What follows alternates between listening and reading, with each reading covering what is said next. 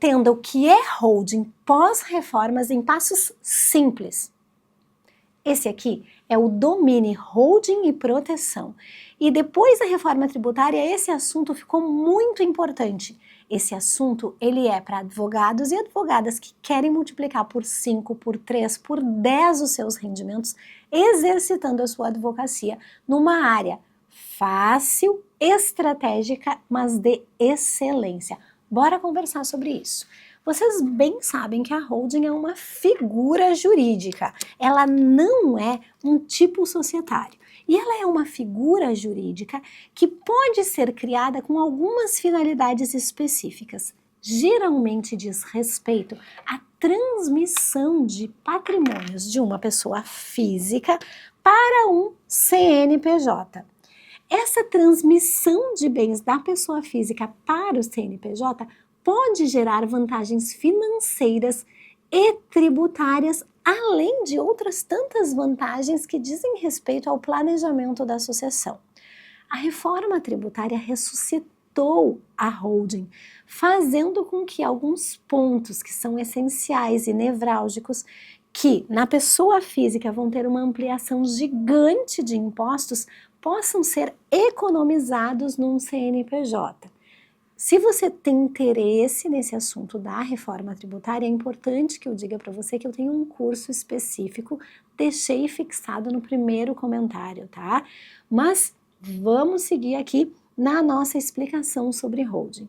A partir da estruturação da holding, uma pessoa física ou jurídica vai levar todos os bens que tem em nome próprio para dentro do ambiente empresarial, então do ambiente de um CNPJ, a partir da integralização deste capital social. E, ao invés de operar na pessoa física, acaba operando na pessoa jurídica. Essa operação dentro da pessoa jurídica pode levar a uma economia tributária de cerca de 20% do imposto que seria devido lá ao final. E se a gente tem um sistema de locações, que é o sistema mais tradicional lá do Airbnb, a gente pode sair de uma possibilidade de tributação de até 44,3% para o CPF e ingressar numa esfera de tributação que vai chegar ali nos 12, 13 e pode chegar a 23, 24%. É uma economia de metade do imposto devido. Então isso é muito significativo. Este é o motivo pelo qual as holdings ressuscitaram. Mas como que funciona essa estrutura? Eu integralizo o capital social dessas holdings, trazendo um CNPJ específico para operar ao invés de mim, Simone Tassinari Cardoso, lá no meu CPF. Com isso, eu recebo uma camada a mais de proteção relacionada aos meus credores. Com isso, eu recebo a vantagem tributária de estar cadastrada no CNPJ e, portanto, pagar metade do imposto ao invés de ter de pagar a integralidade lá se eu tiver uma alíquota full na pessoa física. E com isso eu consigo organizar coisas que são importantes para a família, como tomada de decisão relacionada a patrimônio e como que vai acontecer a sucessão. Se caso alguém falece, como é que acontece com o negócio? Simone, existe somente um modelo de holding, que é esse CNPJ simples, que vai transmitir e depois vai chegar nos filhos dessas pessoas na segunda geração, ou por doação com reserva de usufruto, ou por algum instrumento jurídico? Não, existem pelo menos 3 modelos de holdings ou tipos de holdings que variam conforme a finalidade daquilo que o cliente quer fazer. Simone, quais são esses modelos? Pode dizer pra gente? O primeiro desses modelos, gente, é a holding familiar, que é essa que eu já expliquei para vocês, que é um CNPJ, e este CNPJ vai centralizar o patrimônio empresarial. Essa holding familiar patrimonial, então, ela centraliza o patrimônio da família. A finalidade dela é organizar o patrimônio familiar, reduzir complexidades administrativas e levar o sócio e a sócia dessa pessoa jurídica ao falecimento só com bens móveis, ou então já entregar para os filhos, dentro desse CNPJ, as cotas sociais ou ações dessa empresa.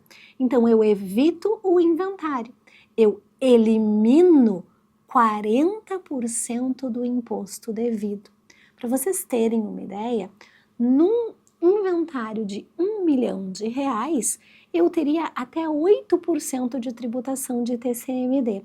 E se eu resolvo isso em vida, eu chego provavelmente à metade desse valor, porque aqui nós estamos operando no CNPJ. A outra modalidade de holding é a holding de participações, que é a holding criada para participar dos CNPJs de outras pessoas jurídicas. A autorização da lei para essa holding está no artigo 2º da lei das SAs. E aqui, nessa holding de participações, está a melhor e mais importante vantagem pós-reformas tributárias que nós temos, porque aqui a gente consegue minimizar o efeito dos 10% de retenção de lucros, que se você já se atualizou pela reforma, você já está sabendo que está valendo. Minimizar a questão relacionada à tributação do Airbnb lá, que pode chegar a 44,3% na pessoa física, e ainda minimizar a separação com CNPJs diferentes da alocação por Airbnb e da alocação de longa permanência, que tem tributação distinta, e se você deixar os dois separados em CNPJs diferentes, você consegue obter uma vantagem dúplice. O que é essa holding de participações? É um CNPJ criado especialmente para participar de outras pessoas jurídicas. Então, o cliente tem uma farmácia, o cliente tem um mercado e o cliente tem também essa holding familiar ali. Com isso, a advocacia especialista organiza a participação desta pessoa jurídica em todos os CNPJs, além de deixar a Simone também como sócia. Essa organização assegura uma distribuição de lucros para a pessoa jurídica sem retenção de 10%.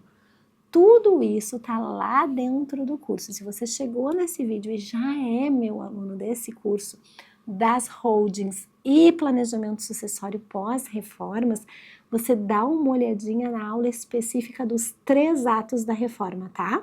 E aí lá nessa aula dos 3 atos da reforma, você vai encontrar isso aqui. E se você quiser ir direto ao ponto, eu sugiro que vá na aula de modelos. Na aula de modelos, você vai encontrar essa estruturação aqui, especialmente desta pessoa jurídica que está sendo a melhor de todas para esse momento que estamos vivendo. Dito isso, essa holding de participações, então, recebe a distribuição de lucros sem nenhuma retenção e aumenta a possibilidade do cliente poder receber distribuição em mais de um CNPJ. Então, ao invés de receber 50, o cliente pode receber 100. E aí vocês estão me dizendo, ah, Simone, mas isso é só para pessoas muito ricas. E eu vou dizer para vocês, não. Agora mesmo aqui no estúdio nós falávamos que com a implementação da reforma, as empresas vão querer gerar créditos do IBS e do CBS. Não sabe o que é isso? Bora para o curso. Esses créditos de IBS e CBS vão fazer com que as empresas queiram contratar outras empresas que geram crédito. Então, a maioria das empresas do sistema empresarial do país, inclusive aquelas que são micro e pequenas, vão precisar se ajustar para que consigam ser mais atraentes dentro do mercado. E Simone, a holding, o que tem a ver com isso? A terceira modalidade de holding é a holding operacional, que é a junção de uma holding que é vinculada, por exemplo, a uma atividade farmacêutica e que tem algo na atividade fim. A holding operacional típica é a holding imobiliária, que é aquela holding que centraliza os imóveis da família. Simone, por que tu deixou separado holding familiar e holding imobiliária?